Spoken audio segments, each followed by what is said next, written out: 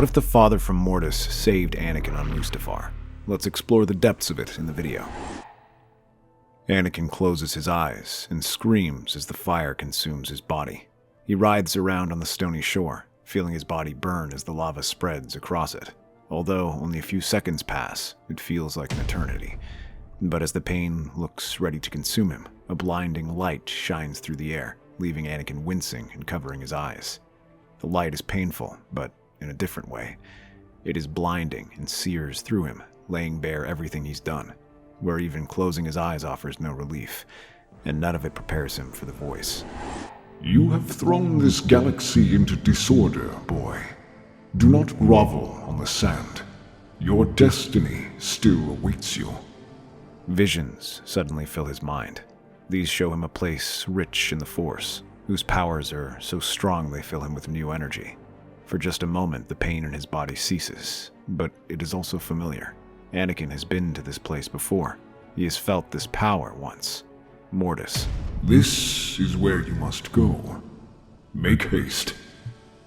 He suddenly disappears, and the pain raging across his body eases up, enough that he can at least drag himself forward. Anakin knows this power isn't his, but given to him to accomplish this journey. Despite that, he does not remember much about it. He does not know how he escapes Mustafar or reaches his starship.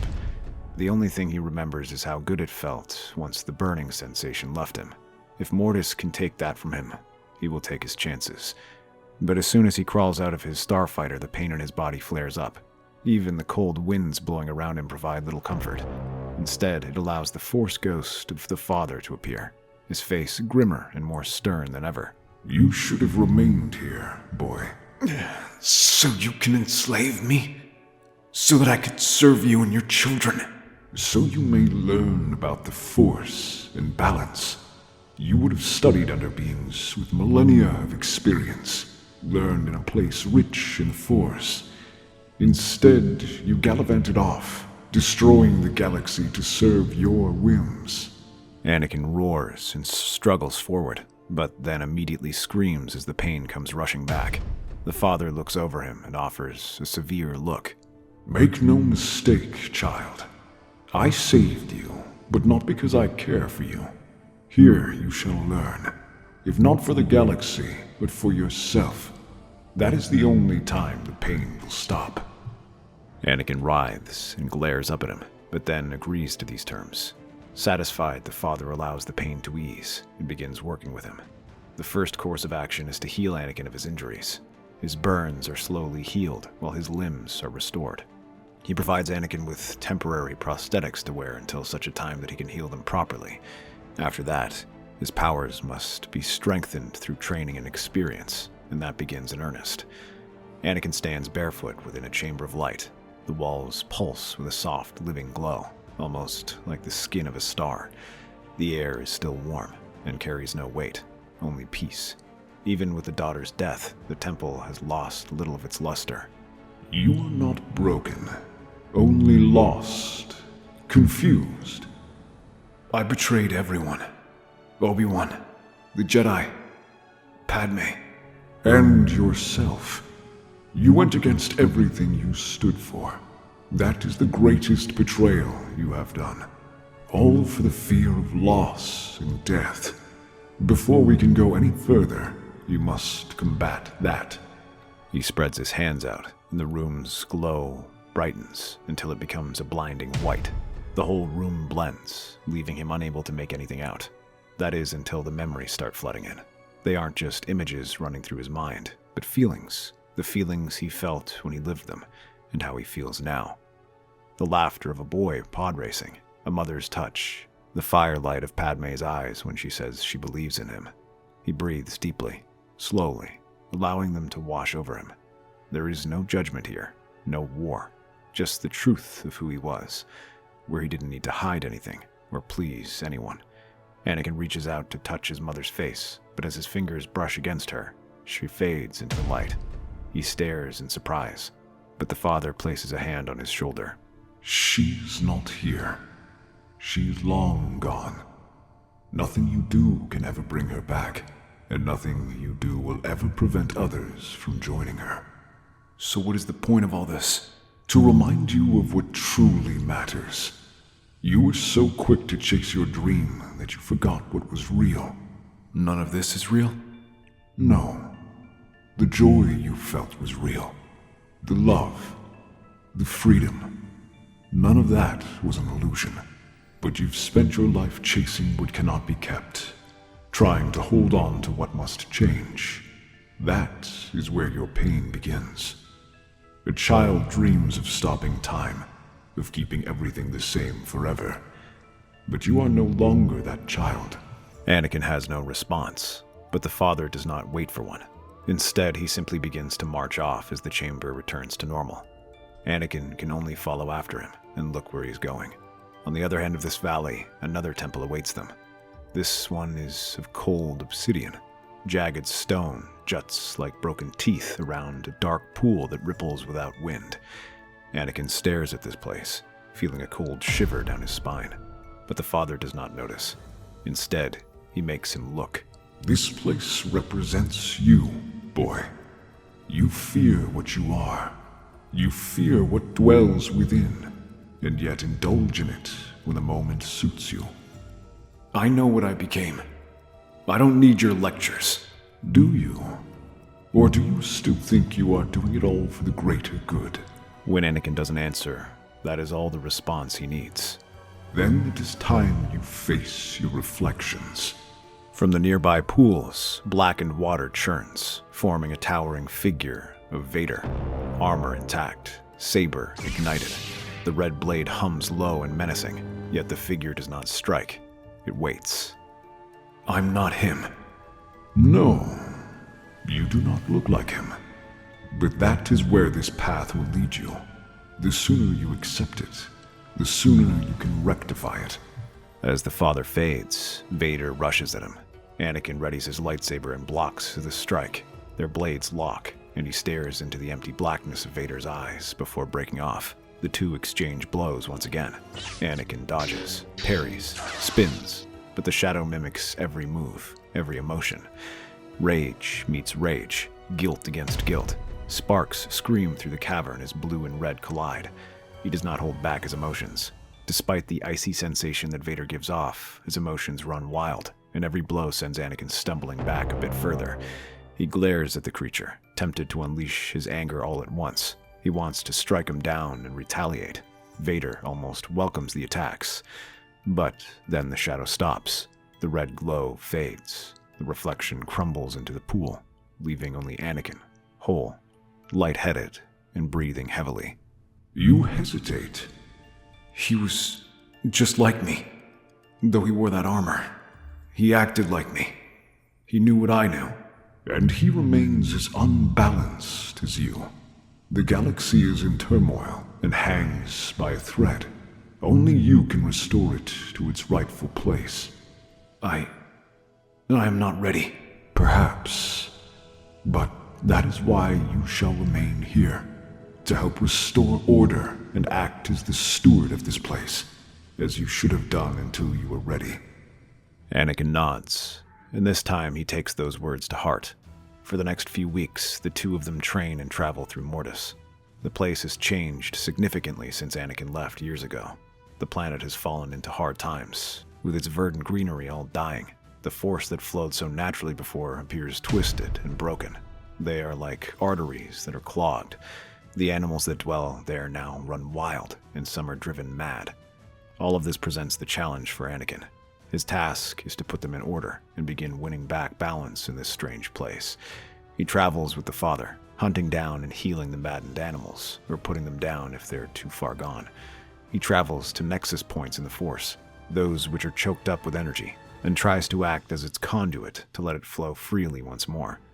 And while he does this, he also continues to train. He journeys to both temples, facing the bliss and hatred that the father has shown him before.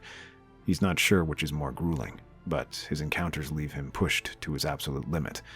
Despite his best efforts, he still struggles to make sense of how to deal with either side of the Force. But that doesn't stop him from making progress. Bit by bit, Mortis begins to heal from Anakin's efforts. Although the father remains impassive, he sees the results and shows them to Anakin. a small grove starting to bloom once more, a pack of beasts Anakin managed to tame, and the Force feeling less choked up here. With that, the pain in him eases a bit further. With a few more years of training, he may yet restore the place to its original state. However, the rest of the galaxy continues to bleed from the chaos. Though the disappearance of his apprentice stings, it does not stop Palpatine from creating his empire. The CIS still falls, and he extracts his will onto the Outer Rim. But without his enforcer, defeating the holdouts takes much longer. The Imperial forces, especially new stormtroopers, struggle to hold the new territory together. Slowly, rebellions begin to gather. A few CIS holdouts, along with the Jedi remnants, prove to be particularly troubling. They regroup in the farthest points of the Outer Rim, where even the Empire cannot go after them. But these scattered groups begin to regroup and counterattack. This leads to a low-intensity war across a dozen systems that steadily pushes the Empire to take harsher and harsher actions. Given that most of these systems are isolated, the Empire enacts brutal reprisals, from declaring martial law to committing war crimes in the name of security. The Jedi aren't the only thing that bothers him. Palpatine also searches for his wayward apprentice. It vexes him to see that Anakin seems to have disappeared into thin air, and he wishes to know where the boy ended up, and whether he might have joined the rebellion. The thought of not knowing where someone like Anakin is bothers him, so he spends his time within the Imperial Palace searching for him. He performs ancient rituals, trying to track him down. As he stands over a scrying bowl, he concentrates, channeling the powers of the Force while the air sizzles with static as the dark side convulses. He feels it. Anakin's presence, flickering like a sun behind a thick cloud. It disappears. Sidious stares ahead in silence for a moment, pupils narrowing, fingers twitching. It is not death. He would have felt that. This is something else. Somewhere else. Mortis. A floating realm of light and dark, a figure in blue robes. Anakin, kneeling beneath a colossal shape robed in twilight. The remnants of ancient beings flicker at the edges. Cracks form in the obsidian mirror. The room trembles as if the galaxy itself recoils. And still, Mortis refuses him full entry. It is closed, locked to him. He cannot travel there, but now he knows where the young one is. Skywalker, you cannot hide behind fables. You are mine. The wind stirs softly through the overgrown sanctuary of the daughter, brushing the stone dais where Anakin sits cross-legged in deep meditation. The air is calm, too calm. Then a whisper breaches the silence, not from the world, but from within the Force itself. The visions strike with the force of a memory, but sharper, more vivid, more real. Flames, a forest in chaos, smoke curling over shattered stone. Bail Organa's guard stumbles through the burning brush of Alderaan, clutching an infant as his guards fire behind him at unseen targets. His face is marked with soot and fear. He screams something, but the sound is swallowed by the crackle of fire and the shriek of approaching speeders. Then he sees them. Hooded figures emerge from the smoke. Some wear tattered robes of the Jedi, others the gear of rebel commandos. Their weapons ignite, blaster bolts snapping through the air. The guards fall one by one, and they turn their attention to him. The only thing that saves him is Ahsoka, who appears from the trees and blocks their attacks. She unleashes a force wave that throws them back. While Bail Organa retreats, his former Padawan remains where she is and prepares to stop them. The vision shatters into smoke and darkness. Anakin gasps, staggering to his feet. His heart pounds, and he sways as if struck. The chamber feels suddenly cold. Ahsoka. You saw what Sidious wished you to see. Truth, bent into a weapon. Do not do what he wants. No. I saw them. Ahsoka. She was real. But what you saw was not a path. It was bait. His reach grows thin, but his venom is cunning. He has revealed your children to the galaxy, to those who fear what they may become. And now, fear drives hands to violence. I have to go. She'll die. They'll all die. Again. If you leave now, you abandon the balance you are destined to bring. All you have worked for here will be lost. And if I don't act, what am I? Balanced? Or just paralyzed? You are not yet whole. You act as half a man, half a soul. Let go. But Anakin is already turning. His legs carry him away to the galaxy he turned his back on. The father watches this with a smile, watching as Anakin makes his way out and hops onto his ship. Somewhere in the shadows of another galaxy, Sidious smiles. Alderaan burns between twin moons, its green meadows and woods filled with the sounds of men shouting and blasters ripping through the woods. Bail hides in a cave, shielding the small girl who hides behind his cloak. Leia doesn't cry. She stares at the rocks. Ahsoka watches them, keeping her hands on her lightsaber. Outside, the air is split by thunder, not from the sky, but from the space between. A ripple tears open above the plains, and men scream in the forest, their excitement turning into terror in an instant as they hear the hum of lightsabers. And then a figure steps out. Anakin Skywalker. He moves like a shadow through the battlefield. Blasters fire, Jedi shout orders, rebel squads sweep the perimeter. All of them converge on the place where Bail hides, believing him a traitor, harboring a Sith's child. They never see him coming. Anakin ignites his lightsaber, sky blue. It hums with purpose as he barrels through the squad surrounding the cave. Inside the mouth of the cave, Bail turns as the walls tremble. When they look out, only a single figure stands in the smoke. No. Anakin, The infant whimpers tearfully, but Anakin holds his hand out to them. I came to help you. You're in danger. Ahsoka doesn't lower her guard. She keeps her lightsabers ready. You shouldn't be here. You're putting her in danger. Suddenly, one of the Jedi steps forward and readies his lightsaber. Coleman Kaj steps forward and readies his lightsaber. So it is true. This is the spawn of Skywalker. Anakin's eyes widen at this revelation, and he stares up at them. The whole world seems to swirl around him as he tries to make sense of everything that happened. The Force itself reels. Padme cries, visions of children. He looks up at the child and sees her, sees Padme's eyes and her hair. His body trembles. So what if she is, Master? Then you cannot leave here with her. The Jedi will take possession of her and ensure that your corruption will not spread. That's not going to happen. It doesn't have to be this way. I'm afraid it does. He steps closer, and Anakin's anger flashes. He reaches for his lightsaber. Bail reaches for his blaster, and Ahsoka steps beside him. But before they can approach, a thunderclap and the Force seizes Anakin mid-breath. He staggers and falls to his knees. Bail shouts something. Ahsoka moves to catch him, but Anakin's already gone. He stands once more on the floating spires of Mortis, but the skies above, once shifting with twilight harmony, are blackened now, raging with crimson storms. The sanctuary of the daughter lies in ruins, her light snuffed out. The obelisks crackle with unchecked energy. The balance is unraveling. No. No, this shouldn't be happening. He senses it before he sees it. The veil parts, and out of the storm steps Emperor Palpatine, his face calm, hands folded behind his back. You shouldn't be here. But you left it open for me. I couldn't resist. And what I found is exquisite. The raw force, unconstrained. His eyes open, and he looks around, but not to Coleman, to the shadows behind him. Rising from the smoke, the dark silhouette of himself. The Vader Shade, the same monster he once faced, but now it's stronger, fully formed. Vader ignites a crimson blade. The three get into defensive positions and block his initial strike. The Dark Lord's power is overwhelming, throwing them back and sending them tumbling.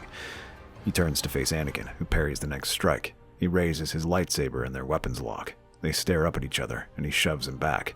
Vader does not back down, and continues advancing against him. Their energies war with each other as they clash. A dark cloud washes over Vader, and he unleashes it all at once. Anakin stumbles back, raising his lightsaber and trying to halt the energy. He stumbles back from the attack as the Shade advances. Coleman and Ahsoka come from behind and try to strike at him, but he whirls around and intercepts their strikes. It doesn't weaken his attack on Anakin and lets him join in. The three rush at him from different sides, forcing him to defend against all attacks. If they hope to overwhelm with numbers, they are disappointed, as Vader is savage, relentless. Anakin parries, but the blows shake him to the bone. Even Master Coleman can do nothing more than just defend against his powerful attacks. The dark vision of Anakin fights like a memory, ferocious, unstoppable. inevitable. It knows every move Anakin makes, every flaw. As he advances, the dark energy radiating off him reminds him of his failures and the chaos he's caused. The guilt rises again. Padme, the temple, Obi-Wan, everything. But then Leia's eyes flash through his mind. Luke's name, Padme's last words. There's still good in him. He rises and blocks the next attack. I'm not you. I was, but I've seen who I can be. With a furious cry, he strikes, joined by Ahsoka. Their blades pierce through the shadow, cutting it down together. The Vader shade lets out a final, ragged breath and dissolves into starlight. You have faced yourself and chosen your path. I will not stop you, but beware of what you might become. He closes his eyes and walks back into the forest. In the meantime, Anakin and Ahsoka make their way back to Mortis. But when they arrive, they find the planet is dying. The sky is not the sky anymore, just a vast wound of swirling red and violet, torn apart by a presence that does not belong. Lightning crashes sideways, and the once silent halls echo with cries of pain and whispers of madness. Anakin and Ahsoka emerge from the gateway. The sacred temples are a ruin, with their trees withered into ash. The mountain where the sun once brooded now bleeds molten fire. And at the heart of it all stands Palpatine. His black robes ripple with stolen power, threads of dark energy slithering into the very bones of Mortis. You return. I was hoping you would. Anakin ignites his saber, but the ground splits between them. A swirl of light appears, flickering as the father struggles in vain to halt his attacks. He stumbles and leans back against the attack. He is only a ghost and is fading fast. You do not belong here. This realm was not forged for the likes of you. And yet here I stand. Your death left Mortis unguarded. Your balance forgotten. He unleashes a burst of lightning. The power sends the father stumbling. The father raises a hand, attempting to push him back with sheer will, but the power surges around Palpatine like a storm. And with a snarl, he casts the father aside. No! You've taken everything from me. You will not take this. Palpatine cackles, lightning crackling in his fingers. When Anakin finds it, though, he counters the attack with his lightsaber and deflects them to the wall. The earth begins to tremble as Anakin calls upon his power, and Mortis responds. White and black energy spirals around Anakin, one hand to the heavens, the other to the deep. From the daughter's grove, from the sun's lair, the fire control surges. But this time, he bends neither to light nor dark. He bends both and rushes forward to Palpatine, who reaches for the void into the sky and summons the darkness to his aid. The waves of dark energy wash over him, and he unleashes a burst of power. Anakin unleashes the son and daughter's energy to counter. The ground between them explodes in pure energy as they battle against one another. From the darkness, the two beings rush against each other, their lightsabers flashing. Palpatine sweeps his lightsaber down, but Anakin catches the weapon and then glares at him. Ahsoka emerges from the side, sweeping her lightsaber at him. They whirl around and sweep their lightsabers towards him. Palpatine intercepts this strike and shoves her back. He rushes forward to face her, emerging from the mist like a phantom. Ahsoka switches to defensive and halts his attack. Then, from the side, Anakin emerges and brings his lightsaber down. The battle tears through Mortis, force meeting force. Palpatine hurls darkness like tidal waves. He draws upon the sky and sends spirals of darkness falling from it. Anakin leaps out of the way, forcing Palpatine to chase him, just as Ahsoka dances through the attack and cuts him from the other side. He hisses in pain and shrieks, but when he tries to unleash lightning towards him, Anakin circles and comes at him once again. When the Emperor releases his lightning once again, he roars. This place is mine. No, it is not. He slides back and forth against the blows, and then rushes with his lightsaber in hand. With one final push, the power of Mortis erupts around them. A brilliant light, neither blinding nor burning, washes through the realm. Sidious screams as the light consumes him, and he disappears into nothingness. Silence returns. Mortis breathes again. He looks over to the father, who coughs weakly. At last, there is balance. He smiles and closes his eyes as he fades into nothingness. With Mortis secure, it becomes the new headquarters of the remaining Jedi, including Luke and Leia, who were brought there. But as they establish themselves on this planet, They also work to establish order in the galaxy, challenging Palpatine's remaining loyalists as they try to rebuild the Republic. That's our theory. The Star Wars universe is a galaxy filled with exciting stories and possibilities, and we love exploring them. If you want to accompany us on this journey to a galaxy far, far away, then please like, share, and subscribe to our channel.